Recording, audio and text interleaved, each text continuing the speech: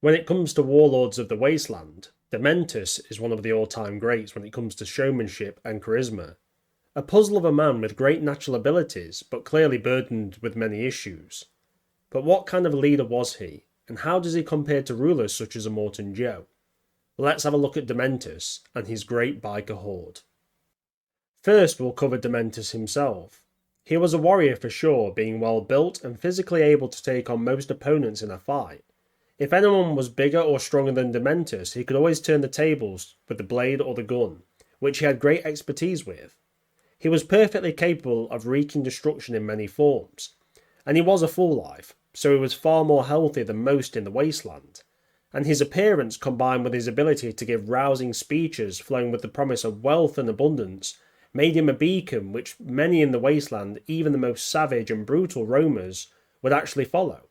These people not only respected his strength, but his constant reassurance that there was something better and brighter on the horizon was a positive message in a land of such bleakness. Though ironically, Dementus had a very odd feature of becoming enraged when he saw people acting in hope, despite the realities of their actions having a near zero chance of success. It's odd that such a charismatic man who leads with the promise of finding a land of abundance and such a positive message has this reaction, but this may tie into his own personal life losses and his massive ego. Dementus sees himself as the giver of hope and the deliverer of it. Similar to Immortan Joe with some of his own speeches, hope is important to lead in the Wasteland, but Dementus, in his eyes, must be the only source of it. This leads me to his mindset. It's fairly well agreed Dementus was a high-functioning insane person. His mind could go from great, hopeful speeches to insane rage in a flash, and he was exceptionally cruel. Clearly shown when he burns Furiosa's mother alive in front of her, that's after a large amount of torture. And when it came to long-term planning, as he grew older, his plans became more erratic and risky. Not because they necessarily needed to be, but in my opinion, because his mind was so hectic and chaotic, it made sense to him, but not in reality. Yet many of his plans had a lot of success. He reminds me of the orcs from Warhammer 40,000. If you believe in something enough, you will it into happening. And he and his Biker Horde got very far on this alone. And even though insane, he was capable of relationships and caring in his own odd way, but it was normally directed to Furiosa, as it reminded him of his own lost beauties, as he says, referring to children and maybe a wife that he had lost. If this is true, it's impossible to verify, but I think he definitely lost someone important to him, and it haunts him to this day, leading to his insanity and madness, and his constant possession of a small stuffed teddy bear that is very sentimental to him clearly kind of backs this up. And he does give it to Furiosa now and again, but he has this teddy bear on him at all times, even in battle, so it's clearly important. And he is more than happy to sacrifice people who serve him, whether there is loyal confidence or just a random guard. It gives him a kind of Mad King vibe, ruling with a mix of strength, tyranny, and a bit of madness kind of stirred in. But in the world of Mad Max, this kind of brutal and random style of command seems to work wonders, and his horde does as he commands, well, to a certain extent. Dementus's ego dwarfs even Immortan Joe's. He lacks any respect and an ability to do kind of realistic diplomacy, well, not unless he's forced. We see this when he arrives at the Citadel, and his first words when he sees Immortan Joe are, "Aren't you adorable?" He just says it in a jokey way, there's no kind of respect at all. And he doesn't care that he's coming up against a massive location, 3 huge towers, and he can see that there's fortified positions, there's soldiers there. He just seems to not care. He has such faith in his own abilities and his Biker Horde, which, yes, they're very effective and dangerous, but we actually see here he loses lots of men and, bikers because he underestimates his enemy. His ego, it's good to have ego when you're a leader and have faith in yourself, but, he goes to the extreme. The Horde itself is a massive nomadic combination of different groups that Dementus has bound together under his rule. It numbers in the hundreds, I'd say around 400 to 500, with each having their own transport and carrying personal supplies to survive. They're a very effective force, as not only do they outnumber most opposition they come across, obviously except for Immortan Joe's empire, but because they're on bikes and the odd chariot and carriage, it allows them to be exceptionally resource efficient, as bikes only need a fraction of the gasoline cars and rigs do to function. And with the Horde being pretty bare bones on luxury, but promise so much abundance once they find it, this group of tough, rugged warriors are able to go great distances on far less than most forces. And as they went, they raided, scavenged and recruited. If a group refused to join, they were beaten and then made to fight to the death, with the survivors integrated into the Horde. This kept the Horde brutal and hardy, as Dementus needed the toughest but also people with skills, such as the organic mechanic and history man, were taken in and elevated into his personal entourage, as these specialist skills were vital to the effective rule of the Horde, a bit like a king and his personal council. That's not to say all was rosy in the Horde when it came to leadership, as we see when Dementus is picking volunteers to disguise as war boys by painting them with chalk mixed with water. The volunteer looks at his own personal leader, the Octoboss, at which point the Octopus says, "Yeah, do it," and Dementus responds with, "Questioning my bossauthority, I see." The Horde is many groups and they follow Dementus, but it's pretty loose. They don't have the loyalty the war boys do to Immortan Joe. And we further see the rifts with the Rubillies, or Rubellies, I think it's Rubillies, the small group who capture Furiosa at the Green Place. They talk of not being scummed anymore once they bring this information of a place of abundance to Dementus. It shows that there's a hierarchy in the Horde, with many on the lower end being treated pretty badly for how they speak about it. This constant battle for a better position in the Horde, whether accidental or on purpose, is good for Dementus. It keeps the group motivated to achieve goals, and with a bit of infighting, they're too busy focusing on each other rather than trying to usurp Dementus. We also see the splitting of the Horde when Dementus sacrifices some of the Octobos's men to gain entry to Gastown. This sends the Octobos into a fury when he says, "You're scum, Dementus," which obviously makes sense because you've literally just killed some of his men. He then takes the rest of his men and goes rogue. Now, why he didn't go after Dementus in that direct moment is probably a mix of shock and knowing that the Horde could turn on him and destroy his smaller group quite easily. But over time they start to attack the war rigs and transport that obviously are moving supplies from Gastown to the Bullet Farm to the Citadel, and these small hit and run attacks can be conducted with his forces able to escape before retribution arrives normally. And obviously they use bikes and the makeshift paragliders and parachutists, which is obviously very cool, and gives them an edge in combat as they're able to attack from above and other angles that are not normally available. So it's quite an interesting force, but yeah, seeing the split in the Horde is very interesting, and it shows that it's definitely not as cemented as it first looks. The Horde is also a bit of a mixed bag in terms of skills and abilities. It's like a ragtag mob, but the sheer brutality in numbers gives it immense strength in the Wasteland. As defended places like the three fortresses of Joe's empire are few and far apart, so most of the time it's weak, undefended groups and settlements that Dementus and his Horde can tear apart. But once they come up against an actual fortress with an army, well, it's a different matter. And we saw that he had to go from brute force to sabotage and subterfuge to achieve his goals. But this shows the adaptability of Dementus, and not to be too far up his own arse, but it seems to be that he's the only one coming up with ideas.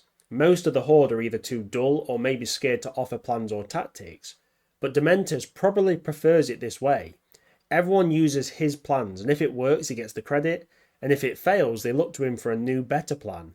It's a win-win in terms for Dementus. There are a few notable individuals of the Horde who deserve to be spoken about. First is the organic mechanic, who eventually is given to Immortan Joe. His main job for Dementus is making blood sausage from human blood, so a nice bit of cannibalism there to go with Dementus's insanity. But he can also perform medical procedures and surgery to keep the Horde in good health. His involvement in interrogations and torture is a guarantee, as his medical knowledge would be most useful in causing the maximum amount of pain or suffering. The History Man is a wielder of history, and the best thing the Wasteland has for archives of knowledge. These very intelligent individuals have amazing memories, as they remember huge amounts of facts about everything, from the composition of tears to medieval history. They are called upon by their leaders, in this case Dementus, and when he asks about something he says, "History Man, a word burger." This means the History Man must explain or describe the unknown to Dementus and inform him. And to be honest, even if the History Man doesn't know, he could guess or make it up, as having no answer would probably be a bad thing, so he should always come up with something, but as they're pretty intelligent, they can always kind of take an educated guess, which, isn't too bad. They also tattoo various knowledge and facts on their body, making them a living book in a sense. And they're useful advisors and can give critical but helpful insight on plans, as their counsel is always respected. Then we have the Schmeg, who is Dementus's personal herald. He's not much use in battle, and he doesn't really have any use at all, to be honest, apart from being Dementus's personal pet. He's there to show Dementus is the boss and to adore him and his every action absolutely. He's very similar to the toady in Mad Max 2 who serves Lord Humongous. And the Smeg has no known past, but he must have proved himself devoted to Dementus, as Dementus trusts him with some quite big responsibilities, such as choosing which warboy to fight, obviously when he gets to the Citadel, and the People Eater says, choose one warboy to be a champion, So he lets the Smeg do this, so he obviously trusts him. And he's always with his master in his personal chambers. He's a little weedy guy, doesn't get much respect off anyone, but no one's going to hurt the Smeg, because if you do, Dementus is going to take that as a personal attack and most likely kill you as well. So the Smeg, even though he's kind of a pathetic thing, he's pretty well in with Dementus. It's kind of like, he lives on his knees to survive. He's, pathetic, but, he gets a life, I guess. Then there's Rizdale Pell, who is probably close to a second in command as you can get in the Horde. He is a die-hard loyalist to Dementus, and during the speech to the Wretched outside the Citadel, he is seen echoing the speech word for word while making conductor movements with his hands, as if he and Dementus had rehearsed it. Most likely he helped influence what to say for maximum impact, and he is the de facto leader of the Rubiles, and the answer to him when they find valuable goods or information to see if it's actually worth Dementus' time. The Octoboss was a key member of Dementus' Horde, and due to Dementus killing his underlings, like we said earlier, he left, and obviously took his group of elite forces, which were the Mortarflyers, and these were, pretty useful to the Horde because they were paragliders and parachutists combined with motorcycles, so they were able to attack defensive positions and things like war rigs from the sky, and obviously losing them was a massive impact to the Horde, but, it is what it is. Dementus needed to get into Gastown, so he made a choice, but a very kind of interesting and key part of the Horde, and I'm kind of interested if they explored Dementus' Horde in future to see if there was any kind of other unique groups, but I doubt that will happen. The Biker Horde's biggest flaw is the fact that they're all on bikes, and even though resource efficient and fast, they're very vulnerable to all types of weapons, be it guns or thermite lancers. And unlike cars and bigger vehicles, you can't put protective armour on bikes, or very little of it at least, and the rider is very exposed. Where in cars and war rigs, you can arm them up, you have a bit of space to move out of danger, you're basically more protected. Also, weapon-wise, bikers are limited to what they can carry, where cars can carry heavy weapons and all manner of lethal contraptions. And this is why I think Dementus, when fighting Immortan Joe in the 40-day Wasteland War, lost. As he had control over the bullet farm and Gastown, which is massive, but Joe's forces were superior and could commit road war far better. Bikes are great, but stuff being on one once full mobile combat begins. And even in Joe's own forces, bikes are useful, but they're referred to as pursuit bikes. They have a role, but it's a light role, it's not a major combat role. So Dementus and his Horde were wildly successful in the Wasteland, operating for many years, growing in size and strength, and once they came against the Citadel and fled, they seized Gastown, which was a massive feat, and they now had control of the second most valuable fortress of Immortan Joe's 3. And this led to negotiations with Immortan Joe trading fuel for increased food and water supplies. Also, Furiosa and the organic mechanic had to be given up. But during these negotiations, we see a really interesting aspect of Dementus' group. He isn't the one barking all the orders. Dementus and a mix of bikers shout they want more food, water, whatever. But this shows me it's a bit of an anarchic collaboration instead of a pure, hierarchy. It's not just the king saying stuff, it's also his dukes and earls, in a sense, jumping in. With Immortan Joe, though, his word is law. But with Dementus, it seems there's a fair bit of leeway in who says what and what rules actually apply. It does work for the Horde, but it also must have given Joe an insight into what potential cracks could be exploited. And obviously, someone will say, yeah, well, with Immortan Joe, his sons say stuff, and the People Eater also jumps in. Yeah, but if Immortan Joe starts talking, they shut up. And normally when he says, we're doing this, obviously later in the film when they're talking about the, hitting Dementus, his son's, I believe it's Scrotus, starts kicking off, blah, blah, blah. When Joe goes, no, we're doing it this way, they perk up and shut up because, Immortan Joe don't mess around. Whereas Dementus, he seems to have a bit more leeway with his forces, but, not necessarily a bad thing. Sometimes, many chefs can spoil the broth, but, before you spoil it, the input can be useful. The seizing of Gastown and the war rig at the time was a massive loss to Immortan Joe, but in the long run, Dementus did the key thing for Joe's empire. He provided an actual challenge, a major threat which caused Joe's empire to not only increase its security and military, but to think of investing far more resources in these areas. They had grown complacent with only having to deal with bandits and small raids from people like the Buzzards, and Joe got lucky that Dementus was actually after something. If he had just been an average raider, maybe he would have destroyed Gastown and by extension caused Joe's empire to most likely cave in on itself. It also removed the original guardian of Gastown, who was a weak link in Joe's command. Seriously, there was hardly any guards and security for such a vital place, and he was busy painting in his tower instead of, concentrating on his job. He's an absolute melt, and his death was not really a loss to Joe in the long run. With Dementus in charge of Gastown, we see a major flaw in him as a leader. He was a warrior, a warlord who basks in the glory of war and conquest, but ruling a settlement and producing a resource combined with management of people is not his idea of ruling. You can tell he hates this side of it, and he doesn't do it well. Immortan Joe was able to be a warrior and ruler, whereas Dementus would have been better staying as a nomadic horde, pillaging, scavenging, raiding, what he's best at. But his followers were promised abundance, and this is another major issue. He wasn't conservative in his promises, such as yes, we'll have water and gasoline and some food. He shouted that they would share in the wealth, in a splendour of a new wasteland, and his own men were able to eat, drink and use resources to their heart's content. Unfortunately, the wasteland cannot sustain that, especially when you're only getting so much for the gasoline trades each week. And we saw the people in Gastown rioting, and control was absolutely gone. At first I thought this might have been a trick, but most of Gastown's population was inherited. Remember, these weren't Dementus' people, they were the Guardian's people who he then gained control over. So he really did have an uprising on his hands. This is most likely what pushed him to taking the Bullet Farm and trying to take the Citadel for a second time. It wasn't just a quest for power, but to keep the maggot mash and aqua cola flowing so his followers didn't turn on him, or just leave for potentially greener pastures. And this pushing for more power and more resources ultimately led to the 40-day Wasteland War, which Dementus lost. Remember, the only reason Joe didn't go to war with Dementus straight away was after the initial fight at the Citadel. He probably thought the Horde would flee to other areas, but then they seized Gastown. And then obviously Dementus threatened to blow up Gastown, so Joe had to hold back. But once the war had begun, obviously Dementus had tried to go for the Citadel again. There was nothing holding Immortan Joe back, and he had the superior forces in numbers, vehicles, and fanaticism. His taking of the Bullet Farm was a well-executed plan. After arranging a meeting between himself, Immortan Joe and the Bullet Farmer at the Citadel, the three leaders of the Fortress of the Wasteland, he used this opportunity to draw forces away from the Bullet Farm, at which point he didn't turn up to the meeting. He launched a surprise attack against the Bullet Farm. This is Dementus at his best. High risk, fast operations with a bit of subterfuge thrown in. But long-term tactics is always where he struggled. He should have always known he stood no chance against Immortan's forces, and when Furiosa returns to the Citadel injured and says Dementus is coming with ropes and ladders, well, so what?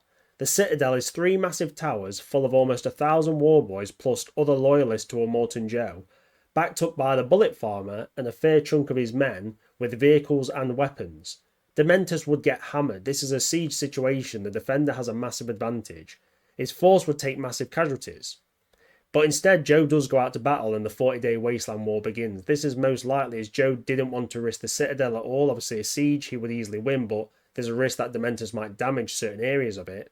Also, he might have wanted to catch Dementus and his men out in the open so they can't then retreat back to the Gastown and destroy it. So Joe had to go out and obviously fight them, but also to show that he is the Immortan Joe. He can't just hide in the Citadel. He's got to go to battle and say to everyone, look, I'm the boss. I am the leader of these lands. It's a bit of a, not just a show of force, but kind of a proving he is the ultimate power in the area. A major issue I take with Dementus is in his time that he had Gastown, he didn't arm up his forces, trading their bikes in for cars, rigs and larger, more armed and armoured vehicles. There was nothing stopping the Biker Horde going to scavenge and even trade stuff with the Citadel and Bullet Farm. Over time he could have got a fair few vehicles built and this would have supplemented his force nicely. The only vehicles we see that are not bikes are most likely inherited from when Gastown was seized. And even with the capture of the Bullet Farm, due to the fighting there, a lot of the more valuable weapons such as rocket-propelled grenade launchers were used up, and vital infrastructure to make ammunition was damaged. It basically made it useless until repairs could be done, which would take months, so Immortan basically had seized somewhere and then had no use for it. Not Immortan, Dementus, sorry, getting confused. Now, after all this, my personal thoughts on Dementus is that he's very charismatic and can rouse a crowd into action. Definitely a man of the moment who knows what to say and when to say it. In combat, he's high risk, high reward, and in the Wasteland, that got him very far. And physically, he's very competent, a true warrior, who shows his skills at the fight in the bullet farm. Obviously, you can tell you wouldn't want to mess with Dementus. He's definitely capable of killing just about anyone. But it's his impulsive insanity that lets him down, and long-term plans and management were never meant for Dementus. He would have been far happier leading his horde on an endless crusade, killing, raiding, and just kind of scraping a living as they go. And he loved the chase of abundance more than the reward, in my opinion. It's his ambitions that got him and his horde killed, and obviously, Dementus he's a great raider, he's a great leader of a nomadic force, but he was never meant to settle down. But still, I think he's an interesting character, and I enjoyed Furiosa, and I enjoyed seeing kind of the comparison between Dementus and Immortan Joe. Anyway, I hope you enjoyed the video. It's been a fun one to do. I hope you learned some stuff, and obviously give me your thoughts on Dementus in the comments. Thanks for watching, guys and gals, and as always, have a beautiful evening.